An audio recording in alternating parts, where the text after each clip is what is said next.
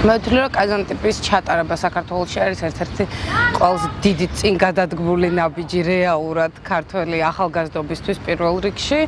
იმიტომ რომ ტარდება ისეთი დონის ფესტივალი, როგორზეც სულ ვოცნებობ და აი ვუყურებთ იქ კაზანტიპი, თუმრალენდი და მსგავსი სხვადასხვა ფესტივალები, რა ის სულ გვინდა რომ იქ წავიდეთ და ვნახოთ რა ხდება და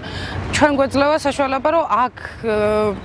გავხდეთ ამისი მოზიარეთი, ესე რომ ვთქვა და მომსწრეები და ძალიან კარგი არის ყველაფრისთვის აბსოლუტურად. ნუ ტურიზმისთვის, იქ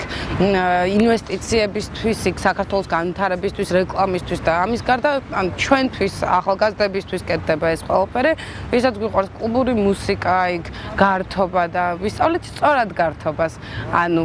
არა მარტო ალკოჰოლი, არა მარტო ნუ რაც არ უნდა იყოს იქ. იქნება იქ სხვადასხვა ტიპის ანუ პლაჟზე გასართობი ქვიშაზე სიტყვაზე ფრენბურთი, ფეხბურთი, ფრიზბი